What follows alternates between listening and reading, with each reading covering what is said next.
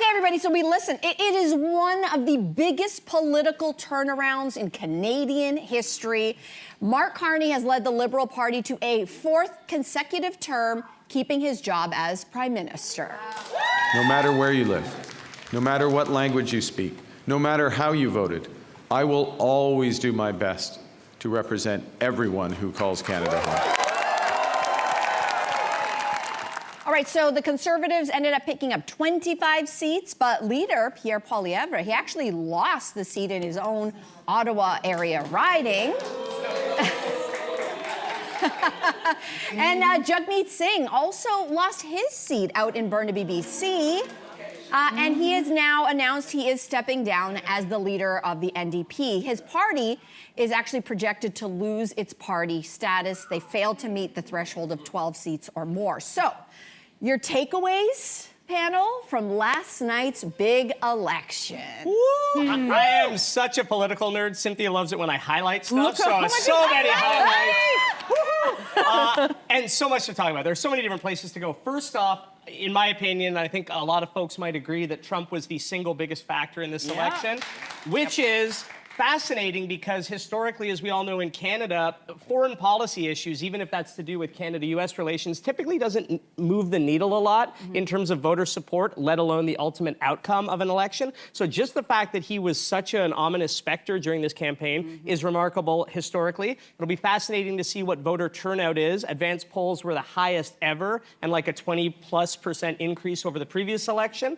And then just starting with the Conservatives very quickly. It's interestingly because they didn't win the ultimate prize. They didn't form government, but they got very close. Poilievre lost his riding, as you said, but by every other metric, this was a very successful campaign for them. They increased their share of the seats in the House of Commons. They got more of the popular vote, but obviously by a few very key metrics, it wasn't as successful. So the question is why? And I think, in my opinion, it's because they made everything during this initial ascent, before Justin Trudeau resigned, it was all about Justin Trudeau and the carbon tax. Well, Trudeau left, he was the lightning rod, and the carbon tax kind of left. And so what did they have to run on? So everybody else was like, oh, you know, you weren't really talking about his team. You were talking about him, and he's gone. Was it a bit of a one-trick pony or just one-issue campaign? I guess a little bit, and I think ultimately some people were turned off by his leadership style and maybe his personality. I've been thinking, what if Erin O'Toole was still the leader? I'm not sure, though, that Erin O'Toole would have ignited people in the way that Poilievre and his style did in these last few years, but then ultimately I think people either liked him off. or they were turned off by him. Yeah, I think that's a big thing. Yeah. And it's fascinating. Now he won't be the leader of the official opposition in the House of Commons. He'll be the leader of, like they call it, the extra-parliamentary Conservative Party. Somebody else will actually sit as the leader of the official opposition from his party in the House. And I think in the next year or so, they'll probably parachute him into a by-election. Fascinating story for the Conservatives, because a couple of big losses, but overall they improved their fortunes. So it's such a mixed story. I mean, they say that Canadian politics are boring. We've said it before. This was not a boring election at all. It was not. It was really, I mean, I will say this, as we know, was a change election. I think the question remains to be seen, like, was this change? We got the same party, but we have a different leader. And as you say, I think 6 months ago, Pierre had this, the Conservatives had this in the bag. So the only two things that changed is that Justin Trudeau left, and of course, the specter of Trump came in. And I think then, so Canadians chose, but they chose, like, really quite close together. This was not a hands-down win. That is very close. So I think that the Conservatives definitely did make some gains. And I think what I can't stop thinking about now is the job that Mark Carney has ahead of him. Because when you look at the map that's out there that was coming up on a lot of news feeds yesterday, there was so much blue, particularly across the western area of this country. And then, you know, like there's pockets of blue also in the east that popped up, which was a change as well. And then a lot of red in the middle. Pretty much exactly what it is, a half-and-half situation. So how do you govern for everyone, including those people who identify as NDP, who actually strategically voted Liberal this time around? How do you make sure that all of their voices are heard? He's got quite a duty ahead of him. It is pretty wild. When you think back, too, to like December, early January, the Tories were up by like over 20 points. There was talk about the Liberals even retaining party status. Like that was actually a conversation. What a change. We did not have this on our bingo card. Do not count your chickens before before they hatch. Isn't that the warning? And I think the Conservatives counted their chickens, because I think if you spoke to anybody back in December and said, if there's an election, who do you think's going to win? Everybody would have been like, it's going to be Pierre Poilievre. But then, of course, Donald Trump, as everybody has mentioned, comes in and changes the whole landscape. And Pierre's biggest problem was that he hitched his wagon to the wrong horse.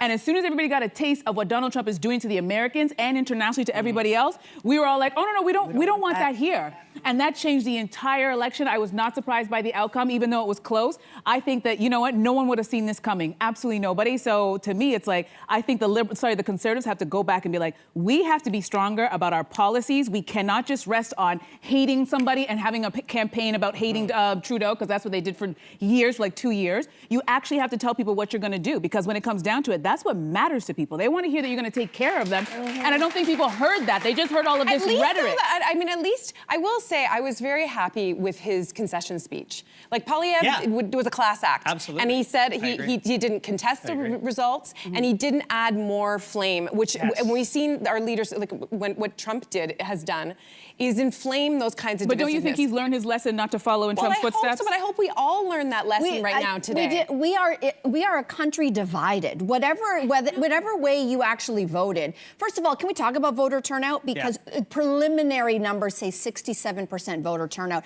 I actually thought we were going to hit what some people were predicting, which was 75% voter turnout. I thought it was going to be a historic high. I thought it was going to be historic. If 67% holds, that means 33% of y'all didn't vote. And I'm sorry, this was the most consequential election of our lifetime. A third of you have lost your right to complain, as far as I'm concerned. So I would like to turn this on the electorate. Do you believe in mandatory voting, by the way? I believe in the opt-out program, meaning we should all be in, and if you don't want to vote, you should have to opt out. I do believe in that, but that's for another conversation. The job that Carney has is monumental. I do believe one of the many reasons why he was so successful is because he's a money guy, he's an economist, right? And he's done big things. His CV is amazing. He's also never been in politics before. Can we talk about how historic it is for this guy? But he also has to come in, and he's never governed before. And he's never governed where there's kind of a left and a right. There is a rural and a city. There is an east and a west. Alberta is not happy today. No. Alberta's not happy today. And he's from Alberta. And he cannot govern in a top-down way, just given the makeup of the House of the legislature now. And I think you're right. He really needs to reach out to the West, especially Alberta and Saskatchewan, because there are a lot of folks there who do really feel alienated. And I mean, you know, we're sitting at a studio here in Toronto, but a lot of them have some really solid points, and there are points based in policy. And I think he really needs to do a very active and really solid job of reaching out to them. Here's the thing. People are saying, because we're in a minority situation, what is this going to mean? How long is he going to be allowed to govern for before somebody decides we should be trying to bring down the government with another no confidence vote? On behalf of some of us, maybe most of us, maybe all of us, I don't want to see another election for a while. So please do not do that. Let the man govern. And number two, when I look at the current electorate, young people 18 to 35 overwhelmingly voted Conservative.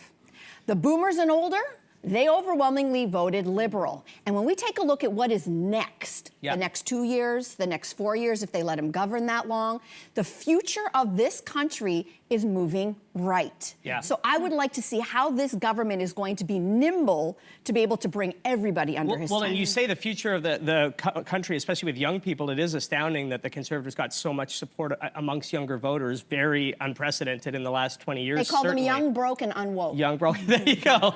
Not my words, not my words. But another big what's next is for the NDP, right? Like Jagmeet has resigned as party leader. They've lost their official party status. And, you know, I think of that Semisonic song from the late 90s, Closing Time. Closing Time. Sorry about that. And the next line is every new beginning comes from some other beginning's end. Obviously, this was a very, very disappointing election for the NDP and for Jagmeet Singh as the leader. He's no longer the leader. But the next line of that song is every new beginning comes from some other beginning's end. So this is a chance for them to rebuild, to recalibrate, because the fact that they lost so many, especially working class, blue-collar votes from the NDP went to the Conservatives is wild to me. That is an absolutely astounding strand of this narrative. The fact that they were able to get a lot of, especially unionized voters, to vote Tory blows my mind. Maybe you should run for the leader of the NDP. Get out of here. Get out of here. Just put it out there. Thanks. You're too kind to me. Nobody wants this. Hey, you. Come closer. We've got so many more must-see interviews, spicy debates, lifestyle tips, and pop culture moments. So subscribe to our channel by tapping the logo below and don't miss out.